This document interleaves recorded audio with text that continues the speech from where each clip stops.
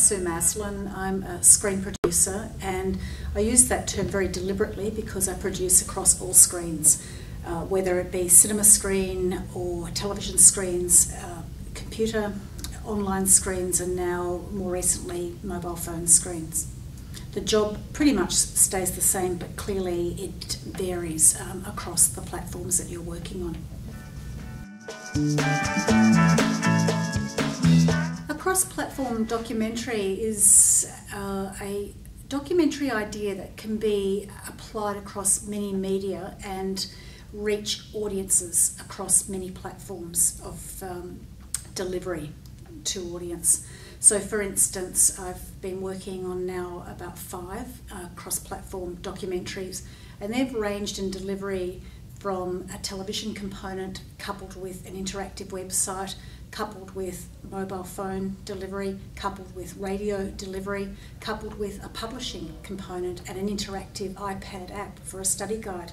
So it's taking the idea and not reversioning them across platforms, but seriously integrating the experience of the idea with the audience according to the best way to deliver it across any particular platform.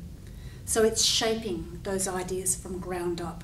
What it's not is the add-on website. That is absolutely not cross-platform. Many people think cross-platform is doing a work for a particular screen, whether it's a cinema screen or a television screen, and then adding on the website experience to augment their audience understanding of the television or cinema delivery. That is not cross-platform. That's really the add-on website. Cross-platform is a much more integrated and holistic approach to thinking about how you connect ideas with audiences, and it's profoundly, profoundly different once you engage with audiences online or in interactive modes of delivery, whereby the audience is no longer a passive consumer but an active user. Many producers who are currently working and have worked for many years in traditional or heritage media, so that is cinema, films and television programs and so on, are not rapidly engaging with the cross-media or transmedia environment, an online environment. And part of this is a notion that the skills aren't immediately transferable.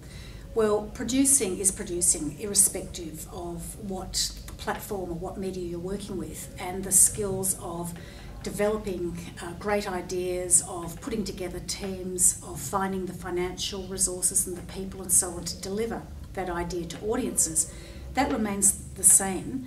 However, once you start to work in digital media, you're working often with team members who are digital natives or who work extensively in an online environment, often interactive, and that environment actually has very different methodologies, very different budgeting, scheduling, business models which support the people who work in it, and expectations and user experiences. So in fact, yes, there is actually a steep learning curve that any producer who wants to go into this area needs to engage with.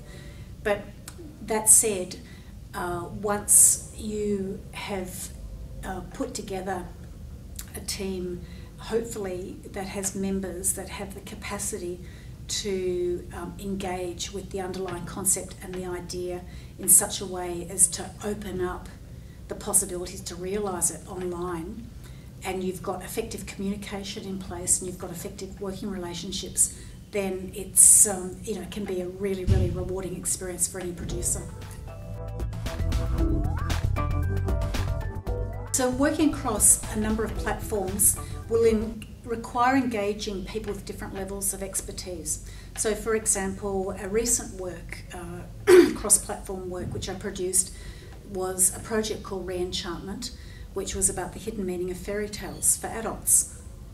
And this was a work that was delivered as a 10-part series of documentary animations for ABC TV, together with an interactive online experience. If you can imagine an interactive enchanted forest that leads you into the many and various interpretations and meanings of fairy tales. And then there was a radio series component. So clearly, as a producer, I needed to work very closely with the writer-director, in this case Sarah Gibson, and the two of us were across the entire project, across all elements. However, within that project, we were clearly working with people to make the television series who were different to the people that were making the interactive website, who were different to the radio production team who were making the radio series. So we had expertise within each of those areas and people that we were working with, ranging from the traditional television model and cinematographer and sound recordist and editor and sound designer, etc., through to developers and website designers and graphic artists and so on, through to a radio producer. And we're now working with a fourth team in the production of the interactive iPad app, which will be the study guide for re-enchantment, and that will go into schools next year. Like any producing, it must always start with the idea. It starts with the desire to make a work that is challenging and provocative and exciting, and one that you feel convinced that there is audiences and a market there for the idea. From that, and in this case with working with Sarah Gibson on the re-enchantment project, her initial intention was to make a documentary film. And when we had a discussion about an idea that involved multiple interpretations, I just asked her the what if. What if it wasn't a linear documentary, but in fact a documentary was part of an interactive website and a cross-platform project? And she got really interested in that idea. She'd not worked in this area before, but it appealed. That is, it made sense to have a work about interpretation and have a multiplicity of ways that people could enter the work, and then more importantly contribute their own interpretations, hence leading to doing the interactive website. So always the starting point is that the idea has to make sense for the cross-platform delivery.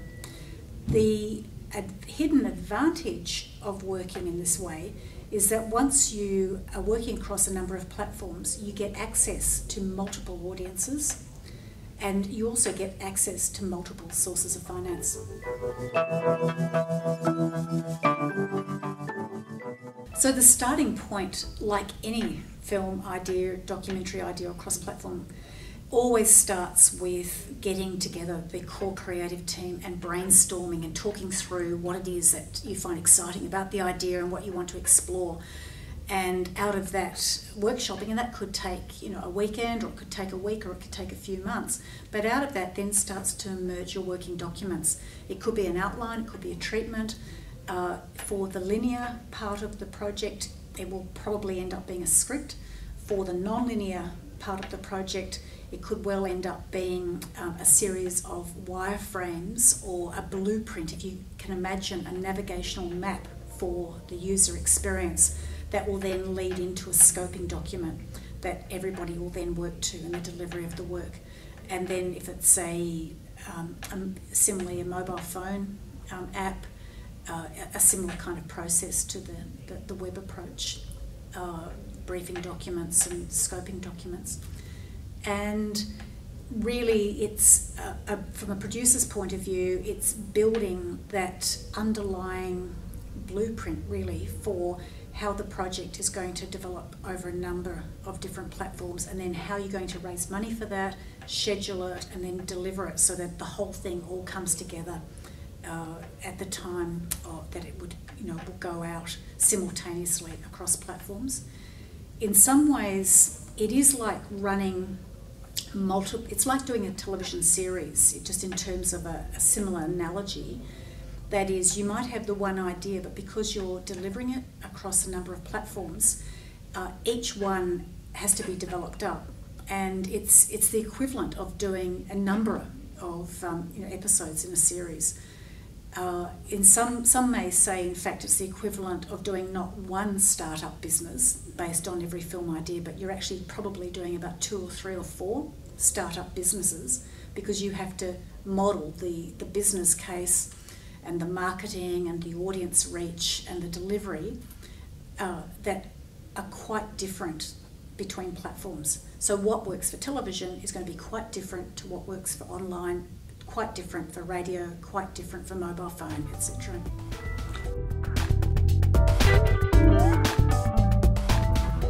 When I started working in cross-platform way, which was back in around 2004, 2005, there were no courses, there were no handbooks. Many of us were just at the time really having come from a traditional film and television linear background, starting to get the opportunity to play in this environment.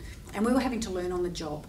So the Australian Film Commission, as it was then, created a program called the BPI, the Broadband Production Initiative, that invited in film and television producers to work with digital media natives and developers and designers, and to jointly collaborate and come up with ideas that could work in a cross-platform or 360-degree manner, and see what emerged. And out of that, we did a documentary project which was about the story of William Bligh, but instead of making it a traditional documentary film, we did this as an online interactive documentary that was a graphic novel. You know, if you can imagine a graphic novel designed for secondary school students, so in a very, beautifully animated and colourful design to attract them, but within a series of 10 episodes, all of them are supported by a very solid database of glossaries, of letters, of logbooks, of interviews, of maps, all of which are interactive as you can access as you move through the site. So that was our first opportunity, really, to see how we could work in this area. And it was trial and error, and we really learnt on the job, and pretty much that's what I've been doing ever since.